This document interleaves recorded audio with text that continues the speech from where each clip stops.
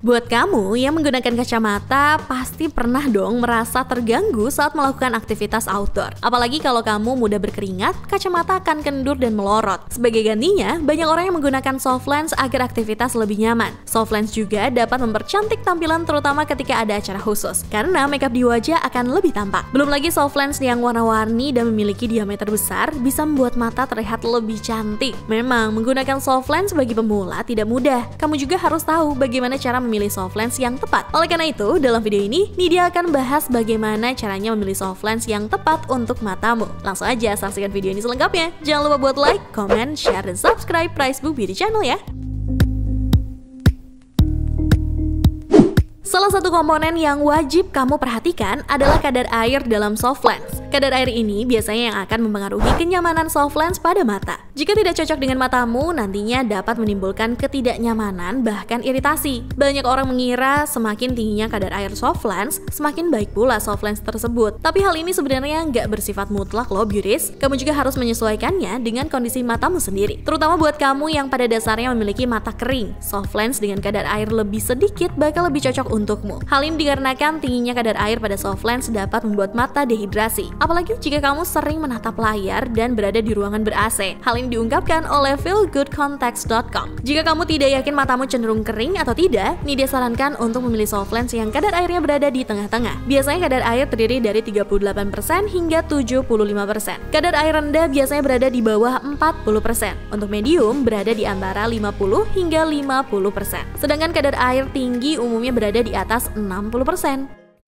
Memilih bahan soft lens juga penting untuk dilakukan, soalnya bahan dapat memengaruhi tingkat kenyamanan saat menggunakannya. Saat ini, soft lens memiliki dua macam bahan yang paling populer didengar. Ada yang hydrogel dan ada pula yang silikon hydrogel. Kedua bahan ini sebenarnya sama amannya kok. Hanya saja, silikon hydrogel merupakan material yang lebih baru daripada hydrogel. Tentu saja dengan tingkat kenyamanan yang lebih tinggi. Hal ini disebabkan karena silikon hydrogel mampu menyerap oksigen lebih banyak. Soft lens memiliki berbagai pilihan diameter yang dapat mempengaruhi tampilan bola matamu. Umumnya yang dijual di pasaran ada 14 mm, 14,2 mm, 14,5 mm, 15 mm, hingga 22 mm. Semakin besar diameter, tampilan bola mata akan semakin besar juga. Ada baiknya kamu menyesuaikan dengan ukuran matamu. Jika menggunakan soft lens yang diameternya terlalu besar atau kecil, bisa jadi matamu tampak tidak natural. Jika kamu merasa matamu kecil, sebaiknya pilihlah diameter soft lens 14 mm.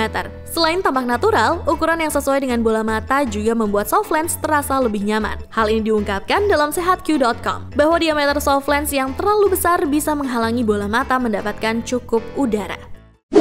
Selain membuat aktivitas lebih nyaman, soft lens juga dapat membuat tampilan wajahmu lebih pangling, terutama jika menggunakan soft lens yang warna-warni. Warna soft lens itu ada berbagai macam beauties, dimulai dari bening, biru, hijau, coklat, abu-abu, bahkan warna-warna yang unik seperti ungu, merah, dan kuning. Untuk pemakaian sehari-hari, kamu bisa menggunakan warna bening atau coklat agar tampak natural. Namun untuk acara khusus, kamu bisa memilih warna lain seperti abu-abu agar makeup lebih terlihat menonjol. Jika kamu menyukai makeup karakter, gunakanlah warna soft lens yang unik. Pastinya bakal bikin tampilan wajahmu berubah drastis. Untuk tingkat kenyamanan, sebenarnya soft lens bening menempati posisi pertama. Biasanya soft lens warna-warni punya kesan yang agak buram ketika digunakan. Oleh karena itu, para pemula sebaiknya gunakan soft lens yang bening aja.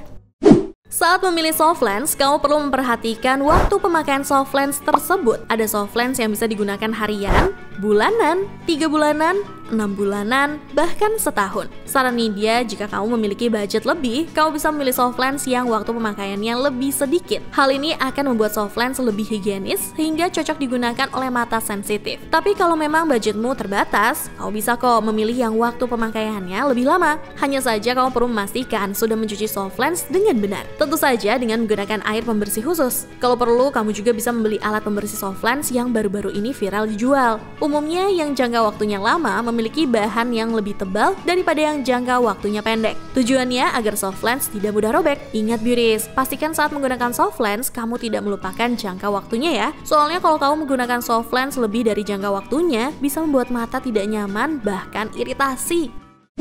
Jika tujuan utamamu menggunakan soft lens adalah membantu penglihatan, maka ukuran resep minus menjadi hal yang sangat penting diperhatikan. Pastikan kamu membeli soft lens dengan ukuran minus yang sudah sesuai dengan matamu. Tapi, umumnya kau bisa memilih soft lens dengan ukuran yang lebih kecil daripada ukuran kacamatamu. Hal ini dikarenakan biasanya penglihatan soft lens akan lebih jelas daripada kacamata. Jika ukuran soft lens dengan kacamata sama, bisa-bisa soft lens terasa lebih jelas dan memicu minus lebih tinggi dari sebelumnya. Tapi, jika kamu memiliki silinder, kamu bisa menyesuaikan dengan menaikkan minusmu juga. Untuk lebih jelasnya, kau bisa berkonsultasi dengan orang optiknya ya, Biris. Oh iya, jangan lupa untuk melakukan pengecekan secara rutin agar soft lens terasa nyaman ya.